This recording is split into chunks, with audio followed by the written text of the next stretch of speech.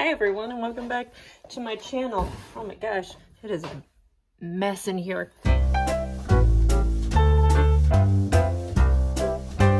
Clearly it's a mess. Let me back up and lean onto my scarves. It's been a hot second. First off, I injured myself. I'm an old lady. I have sciatica issues and basically I broke myself and I'm still sort of out of commission. Been a hoot. Then I got COVID. I got the lovely nom variant, but I've been boosted.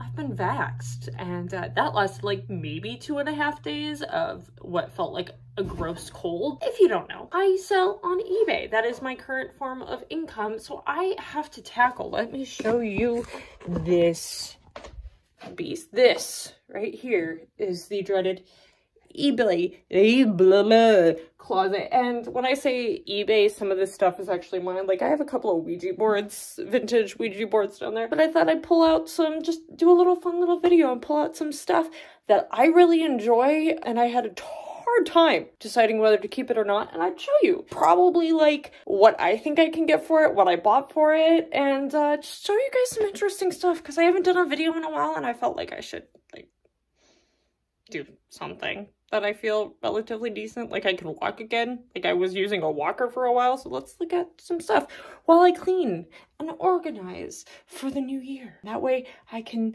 organize it, see how much room I have so I can go thrifting again, because that's how this works. Okay, let's go. You know it's serious when there's a hair change.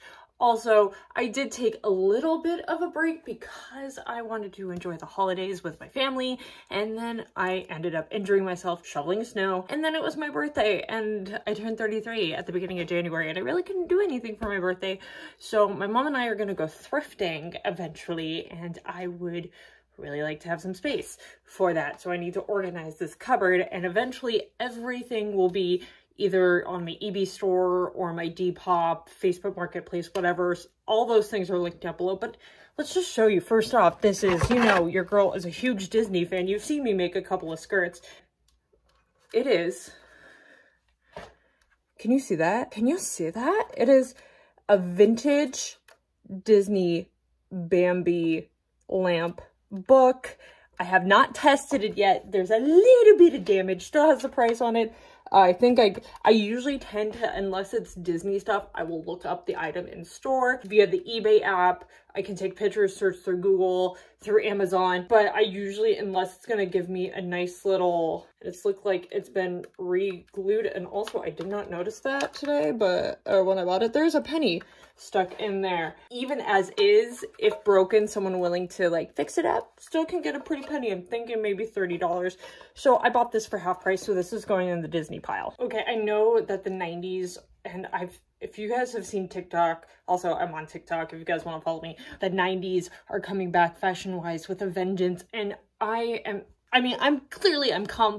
comfy, but the 90s was not a friend to fashion in any means. Anytime I find anything 90s right now, especially with the tags on it, beautiful. And I legit remember my great-grandmother having something very similar to this. It is one of this like cropped late 90s from the brand, it's called Pikettes. I got a lot of Pikettes stuff from a local thrift shop in town, so I'm wondering if someone was like a huge fan of Pikettes, but a lot of it was not worn. Not only do I have it in blue, oh, where's the other one? Oh my god, I dropped it. I have it in pink. Now, I don't know if I'm gonna put these on or online, or just take them, pull the tags off, and do an awesome photo shoot with me and my sister, because this would remind my dad of his grandmother, because she wore these all the time. So these are called, actually, some brands are called Toby mugs, but they were face mugs, and they came in like actual mugs or demi-tasse style, so like this.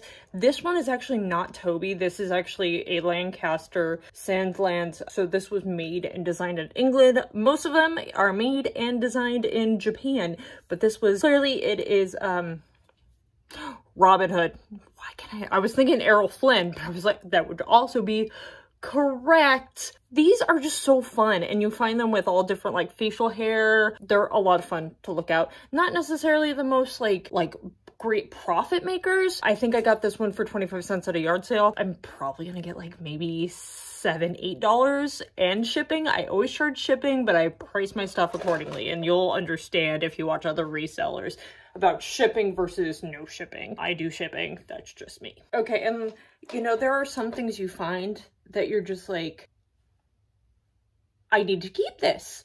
I understand, and I will show you, I will grab you my recent, but this is, and I don't know why this was in the cupboard, probably because it was Halloween, but I found this little beautiful witchy cat. Look at her. I think I paid 10 cents at like an estate sale. She is from Lefton. Lefton is a very popular like porcelain ceramic kind of figurine, mostly like company. Your girl's a pagan witch, like come on. This is beautiful. She's got a little witchy hat, so this is what I'm keeping, but let me go get you. Okay, y'all, when I saw these, I knew immediately that yes, I am buying them, and yes, I am keeping them. Like I said before, your girl's a Disney fan, but I had to share. So first off, the one, they're both exciting, but not as exciting. So we have a 1990 Disneyland game. It is complete. It has all the pieces, and you can tell it's from the 90s because there are a lot of like references to rides that have been revamped. And as you can see, the characters on the front do not look like those anymore. Country Bears, no longer there. Splash Mountain is gonna be obsolete in a minute. Oh my god, I almost dropped it. And then this is my piece de resistance. I'm keeping this for my personal collection. It is a 1965, the Disneyland game, complete. And not only is it complete, it actually has the board game for the monorail game in it, which is a separate game, but the board that you play on is in there, so someone probably lost the actual other set pieces and everything, but it is beautiful, and I'm keeping it for my own. Another thing that I tend to keep a lookout for, and this is because, as I'm like, it's almost like Jenga, trying to pull stuff out. That's why I'm reorganizing it. Because I do embroidery and like cross stitch and everything, these fiber arts myself. And so, especially vintage, like crewel embroidery or needlework or anything, depending on the subject matter, can go for a nice price. There are some, not so much, and it depends on if it's like framed nicely, like these two bad boys. My sister saw these and she's like, Vivian, you need to grab these. So they're two clowns. This would be, this is technically what you would call crewel embroidery. So it's like a thicker stitch. Oh, look, you can see the camera. So clearly I bought these for $4 a piece, and they're beautiful. Little lemonade girl. Just given, and they do. Let me see if I can do this. So there you go, 1974. And it has the number. So this was what was probably a kit, which was very popular in the 70s. Like ceramics and embroidery kits, very popular in the 70s. I have not looked these up yet, but given what I've sold for similar pieces in the past, plus the framing and everything, I'm thinking $20 plus. So I'm making a decent profit on these. And it's just, they're so much fun. So pretty.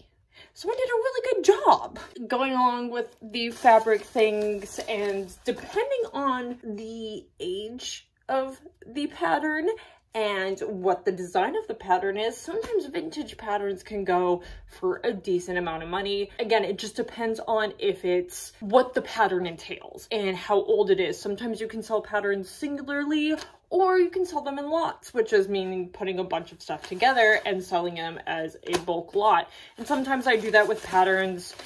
Again, it just depends on the, you know, which one this is. But there are ones like this with the palazzo pants that I'm keeping. There are like, so like this one, I probably put in a lot because it's very generic. Again, oh, I just noticed this has a transfer for embroidery included. So also the thing with patterns is you have to double check. Oh, nope, the transfer is still there. And when it says transfer embroidery, it's a pattern, so you can do your own embroidery. So it also depends on if the pattern is complete or not. That definitely helps with the value. I guess this is also kind of like a guide of what to look for if you want to start reselling. And I know there's a lot of channels. I follow quite a few. The other thing, because I know about them, I know what to look for. I worked in a bookstore for a long time, and the cool thing about doing what I'm doing is I'm learning more about certain objects and learning about history. There are some things that I never knew, but until I found something, when reselling and doing the research for it, I was just like, I never knew that. So it's really cool because I'm also learning a ton. That being said, I buy a lot of books. I tend to buy a lot of vintage books, and it just, again, depends on the condition, what the subject matter is, how old, the wear. And so like old school cookbooks are going through kind of a resurgence right now, so I'm doing really well. And I usually tend to not try to spend more than $1 on any old school book unless it's like super big. So like, give me a second. And this also ties into one of the previous videos, and I actually did not buy this. This was a gift to me because the person did not want it in our house. She inherited it, and she's like, I don't like the subject matter, you can just have it. Well, it turns out this is a first edition Ted Bundy, The Deliberate Stranger from the 1970s dust jacket. That plays a huge role if it has a dust jacket or not, huge role. But we talked about this and how I'm kind of like a degree of separation from Ted Bundy, and lo and behold, you open it up very gently. I mean, it's from the 70s, so it's not that old. And in the acknowledgements, let's see, where is he? He is right there, Uncle Bob, Robert Keppel. So I was really cool to find this, but books, it just depends. Like I could grab, so like Better Homes Automobile Record Book. Let's see. Kids books. Higgins and the Great Big Mistake. Big Scare. Not Mistake. Big Scare.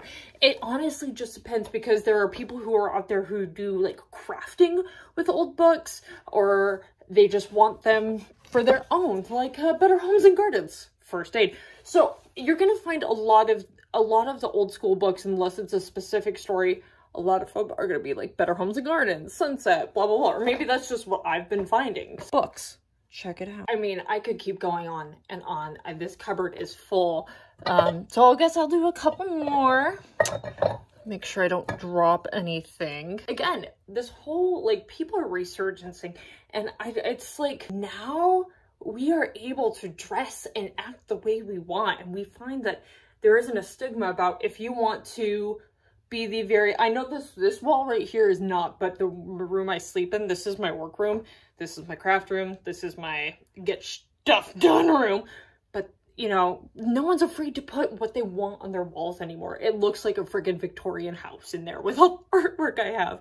I paid, ooh, $3 for this bad boy, but believe it or not, planters used to not just be like clay pots and stuff.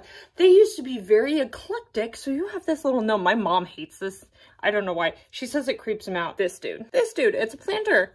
You put your little plants in there. No marking. So another big thing is when you go reselling is look for markings on the bottom. If you are able to tell where this is from, it helps increase the value of any item. But I've sold a multitude of planters before, and they have, I've got one at the store that looks like a baby diaper. I have one that looks like a train driven by a baby. There are ones that look like dogs. It's a huge thing. It's a huge thing. Depending on the condition, like I could probably get, I mean, he's got some paint chipping, so probably 20 bucks, but I bought him for $3, so hey, nice little profit there. Plus, I like him. It's like this old dude, no reading. Like, look at that. He's nothing on the book, but that's really cool. This is gonna be simple. Simple. If you just see anything and it says Pyrex and it looks old, pick it up. Old Pyrex, especially in certain colors. So like reds are really popular, blues. I have a brown one, anything with like a clear pattern. And the thing with Pyrex is, as you can see, it fades. It fades. Pyrex is just bakeware. You can usually tell. I don't know if you'll be able to, maybe if I block it out a little bit on the inside. You can kind of tell. It says Pyrex. This is just a little ramekin for baking. Super popular. Pyrex. It's an easy flip. Pyrex goes fast, especially right now. And when I say easy flip right now. Things come and go in popularity, you know, it could be super popular, like something like Boyd's Bears or Beanie Babies, but those fads change. So you always kind of have to, like, when you get something, if it's hot, list it, sell it, flip it quick, don't let it sit. Unlike me, ADHD extraordinaire, who forgets about stuff, who has a closet full of eBay stuff because I keep buying instead of like really like listing. I try to list at least 5 items a day, pay eBay a little extra to get more listings. I mean, I have a multitude of places that I put out to list for. Fads change. So you want to hop on that really, really quickly. Let's go through maybe 1 or 2 more items just because this is staring me in the face. It is a teapot. It is a duck teapot. And it has a lid. It's got a little thingy that looks like some tape. So it definitely needs to be cleaned up, and it has a copyright marking. Like I said, your markings aren't always going to be as easy to tell. I think I paid $1 for this at a garage sale. I haven't done research on it yet. It's been sitting in my closet, but I'm very excited to find out about this thing. So if any of these things interest you, that I said that will be listed, that is not a personal collection, keep it on my eBay. And we'll end it on this little hop along. So thank you guys. If this is something you guys want to see, please let me know in the comments down below if you want me to take you thrifting or see more items that I come across, even if it's not in the store. Like, what have you picked up lately? We could call this the thrifting with anxiety. It does, and it's like, maybe it's the ADHD kind of thing that's like, I have to constantly buy stuff. There is a thing where it's like the shopping addiction, but when you're only spending, what, 35 cents on a flocked bunny piggy bank. So these go for about anywhere from $8 to $10 online. You know, the only type of rabbit I can actually touch, but it's a lot of fun. It's like a treasure hunt, and when you find a really good item, like I found, I found a Disneyland 50th anniversary leather pin binder something suitcase for pin trading. I got it at Goodwill Bins, so I paid maybe like $1 for it, and I ended up flipping it for $150. When you find something like that, there is that little bit of dopamine high, and plus it's something that like I can share with my mom. My mom and I love to go thrifting together. It's just happy. It's fun. It does take a lot of work to sit there and take the pictures and then list and description and measure, especially if you're selling clothes. You know, you want accurate measurements. It does. It takes a lot of time to edit those photos and everything. It, to me, is really rewarding. I'm learning a lot. I'm having a lot of fun doing this. And so thank you. Thank you for letting me share a little bit of my life with you and sharing a few. Like I said, I haven't even dented this closet. I mean, seriously, I'm so sorry. I've only shown you a couple items, and as you can see, we're still full. And then, wait for it, we're going into the other room, because this is how, I have an entire tote that needs to go into the closet. And as you can see, Victorian bedroom.